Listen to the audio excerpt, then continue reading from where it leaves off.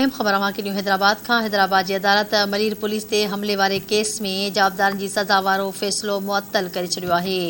Sindh high court bench 3 जाबदारनि जी सज़ा वारो फ़ैसिलो मुअत्तल कंदे ज़मानत मंज़ूर करे वरिती। ATC मीरपुर ख़ासि जाबदार शहनवाज़ चांडियो, आशिक़ ऐं अरशाद चांडियो खे क़ैद जी सज़ा ॿुधाई वई। अवांखे आगाह कयूं पिया, हैदराबाद जी अदालत मलीर पुलिस ते हमले वारे केस में जाबदारनि जी सज़ा वारो फ़ैसिलो मुअत्तल करे छॾियो आहे। सिंध हाई कोर्ट बेंच 3 जाबदारनि जी सज़ा वारो फ़ैसिलो मुअत्तल कंदे ज़मानत मंज़ूर करे वरिती। ATC मीरपुर ख़ासि जाबदार शाहनवाज़ चांडियो, आशिक़ ऐं अरशाद चांडियो खे क़ैद जी सज़ा ॿुधाई हुई।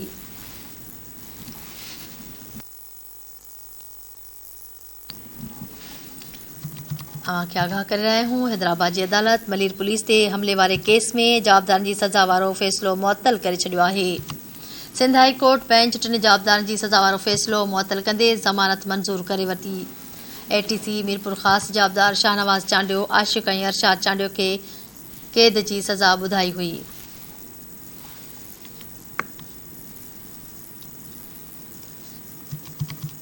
अवांखे आगाह करे रहिया आहियूं, हैदराबाद जी अदालत मलीर पुलिस ते हमले वारे केस में जाबदारनि जी सज़ा वारो फ़ैसिलो मुअत्तल करे छॾियो आहे।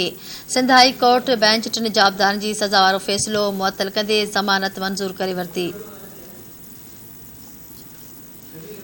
हैदराबाद खां द TV न्यूज़ जो रिपोर्टर शबीर अबड़ो लाइन ते मौजूद आहे। जी शबीर, कहिड़ा तफ़सील आहिनि?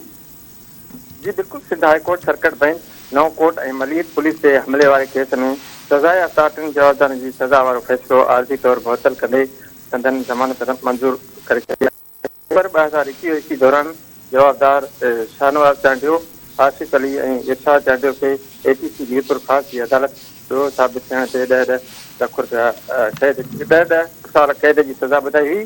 जवाबदारनि सज़ा ख़िलाफ़ वकील सिजात अमन चांडियो मार्फत अपील दाख़िल कई हुई।